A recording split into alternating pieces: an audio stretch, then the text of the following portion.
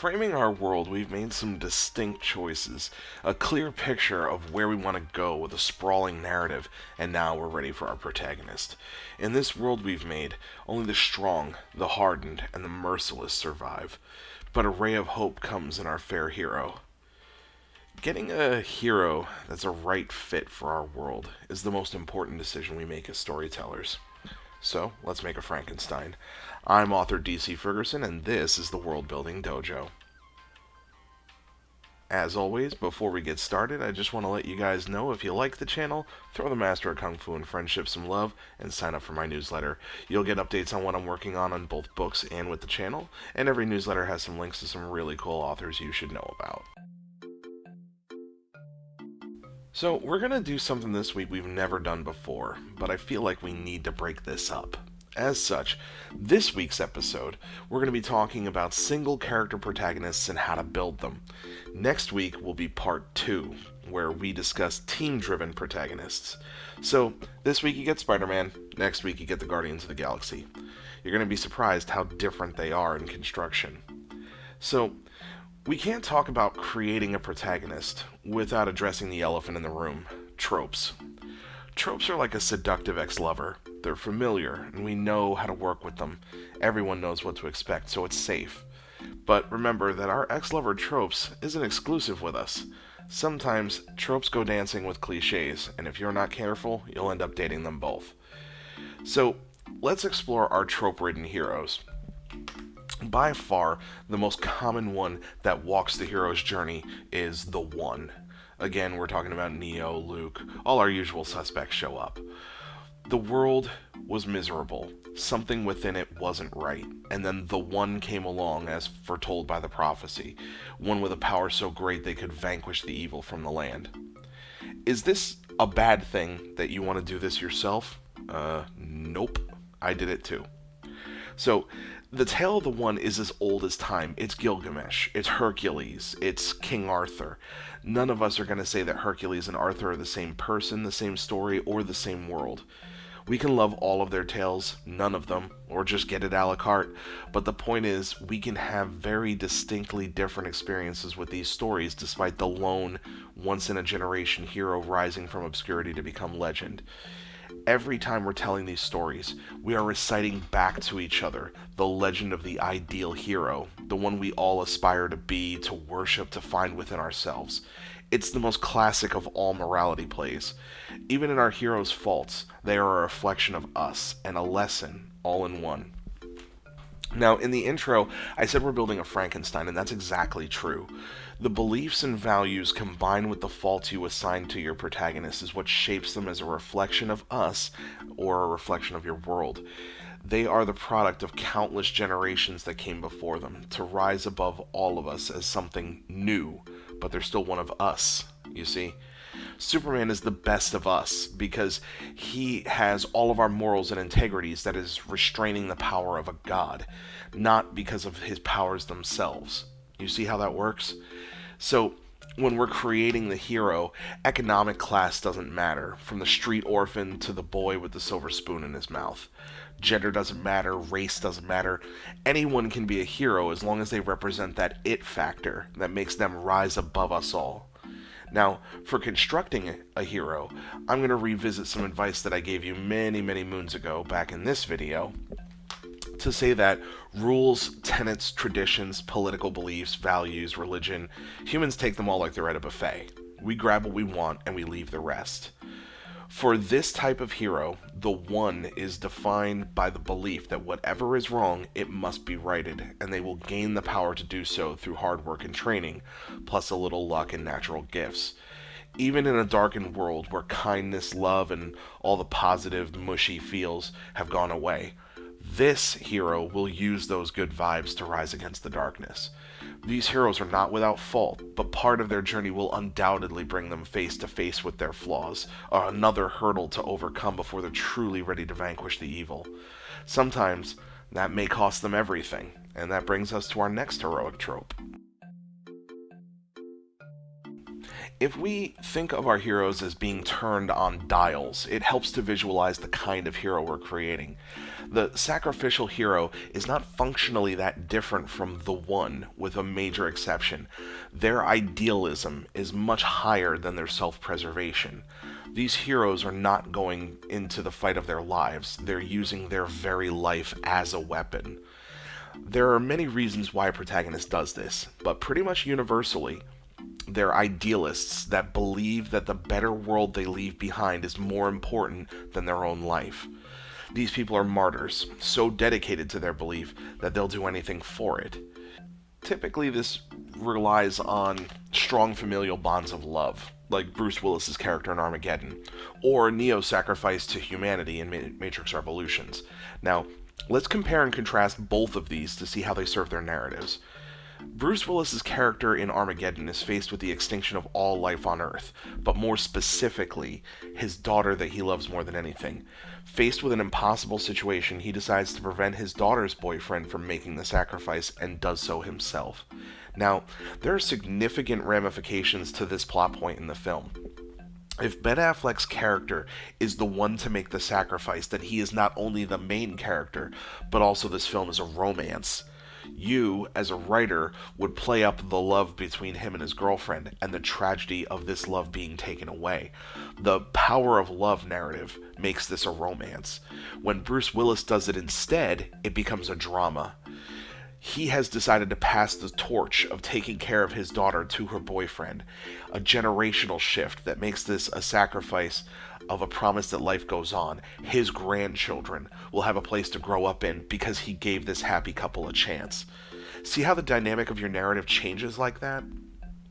With Neo, Trinity has died en route to the great evil. Sion will fall under the invasion of the machines. Trinity's death devalues Neo's own life, making it a set of scales that tips in favor of the ideal being more important than himself. Now, we can get into a lot of reasons why this sacrifice feels kind of cheap, but that's due in large part to the decision of making the one type of character and then turning him into a sacrificial martyr based on a Jesus Christ narrative. As such, there is a lot of heavy-handed religious iconography at the end of the third film. The only major issue I really take with that ending is that the path to get there doesn't really set it up. Neo does not show a great love for humanity in any of the films. Quite the opposite. He spends the first film terrified and afraid until he has the power to stand against the great evil. He spends the second film caring more about the fate of his lover than the good of the world. And he spends the first act of the third film basically lost in his own mind. These are introverted, self-guided concerns. Neo never once shows a proclivity for caring so much for his fellow man that the sacrifice makes sense, except in the loss of Trinity, which basically tells us he has nothing left to live for except to save mankind. In many ways, it feels cheap and it devalues the character. Nevertheless, it is idealized drama, sacrificing himself for mankind's freedom. I would say the poor reception of The Matrix Revolutions is a cautionary tale for all of us about making decisions for our hero that differ from the character we've known. If the Jesus-style narrative was what they wanted to go for, it certainly could have been done in the second Matrix film by making Neo a man of the people. Instead, he is so self-involved with his relationship that the fate of humanity is a subplot in both of these movies, which he magically dies to resolve at the end of the third act as a byproduct of his very personal battle with Agent Smith. Now, what happens when the idealism dial is thrown in the opposite direction? What happens when our hero doesn't care at all about the world that he inhabits? Well, I'm glad you asked. The anti-hero type is often regarded as a type like the Punisher. His motivations are good, but his execution is a fight fire with fire mode that is illegal, immoral, or plain evil. That's a potentially good start, but I'd say the shoot first and ask questions later heroes that popularized 90s action films cornered the market on the definition. In truth, the literary anti-hero is much more broad and opens up even more storytelling potential. So we're going to go crazy here with some classic literature and then this week's deep cut. I know, it's a wild week on the Worldbuilding Dojo. But it's important to keep in mind that these 90s anti-heroes are just the one with their morality dial turned to low, where the ends justify the means. They're not paragons of integrity, but their values are more important to them than any law of man or God. We see this with the Punisher, Desperado, the Crow, and so on. These are often revenge tales. So, let's look at another aspect of the anti-hero. For that, we're going to first start with the 1953 stage play Waiting for Godot by Samuel Beckett. Our main characters, Vladimir and Estragon, are two homeless men bound to each other. They spend the play waiting for Godot, though they don't know who or what Godot is. They know only that he is a harbinger of change, someone or something that brings an end to the cruelty and pain of their modern lives. As such, they have only each other to pass the time, and they wait. The waiting, the dedication to this belief that if they wait long enough, Godot will come and change for the better. It's what makes them anti-heroes. There's a song on the soundtrack for the very first Spider-Man movie called Hero, and I absolutely love the chorus. It goes, "They say that a hero can save us, I'm not going to stand here and wait." The play Waiting for Godot is the exact opposite of that, hence the term anti-hero, applying to Vladimir and Estragon. There is nobility in their dedication to waiting, and there is tragedy, as they feel so powerless that they will not do anything heroic themselves. They don't try to bring about change. It's a remarkable piece of literature, and I highly recommend reading the play at the very least, or catching one of the outstanding performances of it on YouTube. Now, this act of doing something noble or idealistic while waiting for the real hero to come around, that's one concept of an anti-hero. Here we're going to talk about another, and that brings us to this week's Deep Cut, the 2006 film A Scanner Darkly, once again based on the work of our man Philip K. Dick. I swear, even if it's just me, this author's name needs to be everywhere. He is, without a doubt, one of the most visionary sci-fi writers of our time, and almost no one knows who he is. Anywho, A Scanner Darkly is centered around Substance D, a hallucinogenic drug so horrible and so addictive that 20% of the world's population is hopelessly addicted to it. In this semi-dystopian world, high-tech surveillance and deep cover police are everywhere. Our main character, Bob Arctor, is a undercover cop trying to move up the food chain of criminals among these addicts to get to their supplier. The problem is that his deep cover works where he's anonymous, even from his own superiors. As the use of Substance D is damaging his brain, he's unwittingly becoming a narc against himself. So, in this case, the anti-hero is actually a man doing good by submersing himself in evil, and in doing so, plays both sides until he is the person that he's after. Sounds crazy, doesn't it? This film is almost a perfect translation of the book, and is highly stylized with its cartoon-like appearance. It doesn't also hurt that it has an all-star cast of Keanu Reeves, Woody Harrelson, Robert Downey Jr., and Winona Ryder. So, yeah, you need to check this film out. So, these are two different ways of looking at how to play with the anti-hero concept without it in any way being a revenge tale. Oh, wait a minute. You wanted a revenge tale? Okay, fine. Our revenge heroes are people that would not have been a hero under any other circumstances. These are people that vary from regular, normal folks to exceptional people, but they've never been thrust into a position that required them to fight for something bigger than themselves. A tragedy occurs, and revenge brings them to the wide world of heroism. The thing is, the revenge theme is a driving force behind heroes going back to Greek tragedies and before. In other words, it's as old as time. Revenge is a great motivator, whether you're John Wick or Hamlet. The space for ingenuity, that is, breaking new ground with these kinds of heroes, is very limited in scope, perhaps the most limiting of all motivations. The driving force behind these characters is a fast-burning fire. It blazes hot, but it runs out of air fast. Once the revenge is complete, the tale concludes and we leave satisfied. Make no mistake about it, audiences love revenge tales, even though they're all the same. We want to see how our hero exacts their revenge, even if we pretty much know the ending. These types of heroes are best suited to limited tales, as the longer it takes to get there, the higher the expectation of the payoff is. Worse, a series of tales with a revenge hero is difficult, because once the revenge is exacted, you have to change gears about the character in subsequent stories to keep them going. We see this to some success with John Wick. Though his revenge was exacted in the first film, it is now a franchise that's seen two successful films after. Also, there are exceptions to the long and protracted rule as well, and we see that with Kill Bill Volume 1 and 2, where exacting revenge takes almost 4 hours between two movies, and it really does pay off in the end. Playing with the dials on these heroes is basically understanding that revenge becomes the one dial turned so high it dwarfs every other motivation these characters have. But these dials, like morality and revenge, justice and idealism, they're all relative.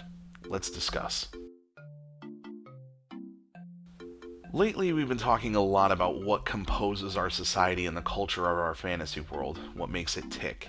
So, I'd be remiss to ignore what a crucial role this plays in the construction of your hero. What do we mean by that? Well, in a world where people turn into mindless, flesh-eating zombies upon death, mercy killing becomes a virtue. To not let someone suffer or to become a danger to the people that they love, murdering them when death is imminent, is grace. That's a world that we don't live in right now, but it's a virtue that we've come to accept from the dystopian zombie genre. It's so ingrained in our culture now, we actually have the rules for this separate world memorized. We know the morality they live in and how different it is from our own, but we've come to expect it every time we sit down to watch or read one of these stories. Your world should be no different. Perhaps revenge is part of natural law in your society. As such, the revenge anti-hero is now just a hero in that world. He is respected or revered.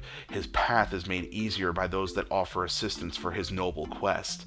He does not face the obstacles of police having an issue with a man taking the law into his own hands. This is morality on your world, and it changes and informs your narrative and how you construct the tale. The point is, the value systems of your culture and the laws you give them are fundamentally tied to the hero you create. Remember that the One typically comes from a world of darkness, and that they are the beacon of light. What about a world of light that's embracing the darkness and the One wants to rescue them? Well, then you have a sane man in an insane world, and now the One is an anti-hero. Take that in. A world where Superman is reviled by the same people he's trying to save. So, of all the heroic tropes that we've discussed, it's imperative that you understand you can't build your hero without being informed by the world they come from. We are, after all, products of our environment. Your heroes should be too. Building your great stories starts with great protagonists, and we can't begin to build them without understanding the kind of hero they are, the world that they inhabit, and what their place is in it. So, the next time you sit down on your perfectly crafted world and prepare the great tale, understanding these concepts will make your hero not only part of a great story, but a real person created by your world. As a reminder, don't forget that there's a link in my newsletter in the comments. Feel free to write back. I love hearing from fans, and I love talking shop. Plus, you get to hear all the latest goings on with the Dragon Stream saga.